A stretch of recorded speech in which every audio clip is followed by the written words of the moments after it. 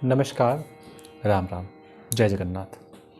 मैं आचार्य कुलदीप पांडे पुनः आपके साथ एक नए पंचांग के साथ में उपस्थित हुआ हूँ।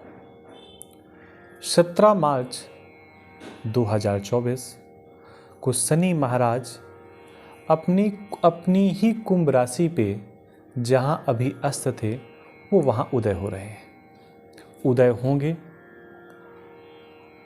तो कुछ सकारात्मक घटनाएं घटेंगी, कुछ नकारात्मक घटनाएं घटेंगी। प्रत्येक व्यक्ति सकारात्मक घटनाएं ही सुनना चाहता है, नकारात्मक नहीं सुनना चाहता। और जब ऐसी स्थिति उत्पन्न होती है कि बताया जाता है कि ये सकारात्मक होगा, ऐसा सकारात्मक होगा, और वहाँ पर जब नकारात्मक हो जाता है तो व्यक्ति ज्योतिष को गलत बताने लगता है या गलत ठहराने लगता है। देखिए, जिस प्रकार गुरु की दृष्टि में गंगा जल होता है, ठीक उसी प्रकार शनि की दृष्टि को भी कुदृष्टि कहा गया है। शनि महाराज की दृष्टि को शुभ दृष्टि नहीं कहा गया है। शनि महाराज जहाँ पर अपनी दृष्टि से देख लेते हैं वहाँ की चीज़ों को खराब करते हैं, डिस्टर्ब करते हैं और वहाँ की चीज़ों को अव्यवस्थित कर देते हैं। हम जो आज बात करेंगे वो कोई भी जन्मांग हो, कोई भी कुंडली हो, उस व्यक्ति का चंद्रमा अगर मेष राशि पर बैठा है, जैसे यहाँ पर बैठा हुआ है, जिनकी चंद्र राशि मेष है या चंद्रमा मेष राशि पर बैठा है, उनके लिए जो यहाँ बताया जा रहा है वो सटीक साबित होगा। देखिए, चंद्रमा यहाँ बैठा हुआ है, शनि महाराज यहाँ उदय हो रहे हैं जो अभी तक अस्त थे। चंद्रमा की अपेक्षा शनि बहुत बड़ा प्लैनेट है। जैसे हम सब लोग जानते हैं कि पृथ्वी के जो निकट ग्रह है उसकी चाल बहुत तेज है और पृथ्वी से जो दूर ग्रह है उसकी चाल धीमी है। पृथ्वी से सबसे निकट का ग्रह चंद्रमा है जिसकी चाल बहुत तेज है, और पृथ्वी से सबसे दूर का ग्रह शनि है जिसकी चाल बहुत धीमी है। एक और चीज़ भी कह सकते हैं कि जो चंद्रमा है वो छोटा सा प्लैनेट है और शनि सबसे भारी प्लैनेट है। तो जब भी किसी छोटी वस्तु पर या छोटी जगह पर या छोटे स्थान पर किसी बड़े व्यक्ति की दृष्टि पड़ जाती है तो या तो वहाँ पर नष्ट भ्रष्ट हो जाता है यहाँ पर, या फिर वहाँ पर चीज़ें अच्छी हो जाती हैं। अगर मेष लग्न की कुंडली की बात करें या जिनका चंद्रमा मेष लग्न का है, जिनकी राशि मेष है, तो शनि महाराज यहाँ से अपनी तीसरी दृष्टि से इस चंद्रमा के ऊपर दृष्टि डालेंगे। ऐसी स्थिति में चंद्रमा घबरा जाएगा। चंद्रमा घबराने का मतलब है जिनकी मेष राशि पर चंद्रमा बैठा हुआ है वो अव्यवस्थित हो जाएगा, वो डर जाएगा, अपने आप को डरा हुआ महसूस करेगा और भागने का प्रयास करेगा, इधर उधर मुंह करने का प्रयास करेगा, दूर जाने का प्रयास करेगा। देखो, वैसे तो चंद्रमा उच्चता की ओर बढ़ रहा है, लेकिन जिस राशि पर चंद्रमा स्वयं बैठा है वो अग्नि तत्व की राशि है। अग्नि तत्व की राशि में जल तत्व का ग्रह बैठेगा तो वो भस्म बन करके उड़ जाएगा। ठीक उसी प्रकार शनि महाराज की तीसरी दृष्टि भी अग्नि दृष्टि है। तो अगर आपकी मेष राशि है तो आपके जीवन में सबसे पहली घटना घटने वाली है कि आपको मानसिक तनाव झेलने पड़ सकते हैं, भयंकर से भयंकर, अभी जब तक शनि महाराज की दृष्टि यहाँ पर है। जब तक शनि महाराज कुंभ में रहेंगे तब तक अपनी तीसरी दृष्टि से चंद्रमा को देखते रहेंगे। चंद्रमा की डिग्री से कुछ ऊपर नीचे चीज़ें हो सकती हैं कि 2 महीने, 4 महीने, 1 साल, 1.5 साल, लेकिन तीसरी दृष्टि से वो चंद्रमा को देखते रहेंगे, लग्न को देखते रहेंगे, चंद्र लग्न को देखते रहेंगे, मेष राशि को देखते रहेंगे। तो व्यक्ति का मन बहुत अव्यवस्थित हो जाएगा, व्यक्ति अपने आप को डरा हुआ महसूस करेगा, व्यक्ति अपने आप को उस स्थान से दूर ले जाने का प्रयास करेगा। मतलब ऐसे व्यक्ति की नौकरी में परिवर्तन हो सकता है।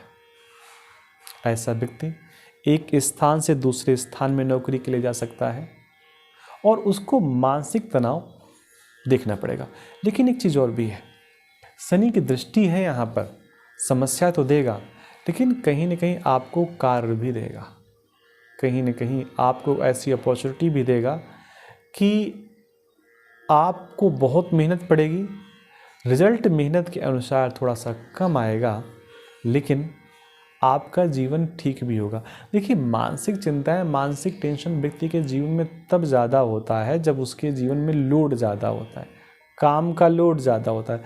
अब काम का लोड आपका बढ़ेगा तो स्वाभाविक है आप परेशान होंगे। अच्छा है क्या, शनि, चंद्रमा से शनि एकादश भाव में बैठा है, काम का लोड बढ़ेगा, काम बढ़ेगा, अपनी राशि पर शनि महाराज बैठे हैं तो समस्या देंगे, लेकिन ऐसी कोई समस्या नहीं जिसका समाधान न हो। ऐसी स्थिति में शनि महाराज आय के द्वार भी खोलेंगे, आय के स्रोत भी उत्पन्न करेंगे। आपको किसी न किसी माध्यम से, किसी न किसी साधन से आपकी इनकम प्रारंभ हो जाएगी, ये आपको मान करके चलना चाहिए। ये मैं 17 तारीख का चार्ट मैंने बनाया है, उसके अनुसार मैं शनि महाराज की दृष्टि से आपको बात कर रहा हूँ। तो समस्या देंगे, टेंशन देंगे, इसमें कोई समस्या नहीं है, लेकिन साथ में वो आपको आय के स्रोत भी देंगे। तो ऐसी स्थिति में करना क्या चाहिए व्यक्ति को? ऐसी स्थिति में व्यक्ति को पहले चीज़ तो शांत रहना चाहिए, थोड़ा अपने पुराने इतिहास को ध्यान रखना चाहिए कि ऐसा तो नहीं अभी तक जीवन सुकून का चल रहा था, अच्छा चल रहा था। क्यों चल रहा था? क्योंकि काम नहीं था। क्यों चल रहा था? थोड़ा कार्य किया, गेन ज़्यादा हुआ। लेकिन अब आप भूलिए नहीं, कर्मण्येवाधिकारस्ते, ये बिल्कुल सीधा सीधा सूत्र लगता है। आप अगर कर्म अधिक करेंगे तो आपको लाभ अधिक होगा। हो सकता है कई बार हमें वो लाभ अपनी आँखों से सीधे सीधे दिखाई नहीं देता, तो ऐसा मन में भाव बिल्कुल भी नहीं लाना है।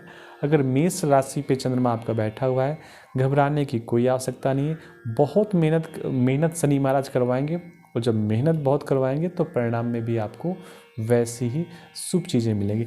एक चीज़ और भी है, चंद्रमा यहाँ पर माता का कारक है, तो आपकी माँ को भी कुछ न कुछ मानसिक समस्या हो सकती है। माँ को मानसिक समस्या कब होगी? जब बेटे को समस्या होगी। तो ऐसी स्थिति में माँ को भी थोड़ा सावधान रहने की आवश्यकता है। आपकी जन्म कुंडली पर यहाँ पर माँ का कारक है। उसके बाद चंद्रमा यहाँ पर चतुर्थेश भी है। चंद्र लग्न से बात करें, मेष राशि में चंद्रमा बैठा हुआ है, तो आपके घर परिवार में भी थोड़ी बहुत समस्या आ सकती है। आपको एक कक्ष से दूसरे कक्ष में भागना पड़ सकता है, आपका बिस्तर परिवर्तित हो सकता है, आपकी चारपाई परिवर्तित हो सकती है। तो ये छोटे छोटे परिवर्तन होंगे, तो इससे घबराना नहीं है। एक चीज़ और भी है, जब भी व्यक्ति का मन परेशान हो, मन अशांत हो, मन अव्यवस्थित हो, तो ऐसी जगह जाना चाहिए जहाँ पर शांति का भंडार हो, और शांति का भंडार केवल और केवल महादेव के पास है। तो ऐसा व्यक्ति अगर शिव की शरण में चला जाए, शंभू की शरण में चला जाए, जगदीश्वर की शरण में चला जाए, महादेव की शरण में चला जाए, तो निश्चित मानिए आय तो बढ़नी ही बढ़नी है, क्योंकि वहाँ पर शनि महाराज बैठे हुए हैं एकादश भाव में, आय आपको देंगे कहीं न कहीं से। लेकिन जो मानसिक टेंशन शनि महाराज दे रहे हैं, इससे आपको निजात मिल जाएगा, इससे आपको फुर्सत मिल जाएगा। तो आज के संस्करण में इतना ही। मिलते हैं नई जानकारी के साथ, नई कुंडली के साथ। तब तक चैनल पर बने रहिए, और हाँ, इसको सब्सक्राइब ज़रूर कर लीजिए, जिससे कि आपको ऐसी शुभ जानकारियाँ समय समय पर प्राप्त होती रहें। जय जगन्नाथ, जय श्री राम।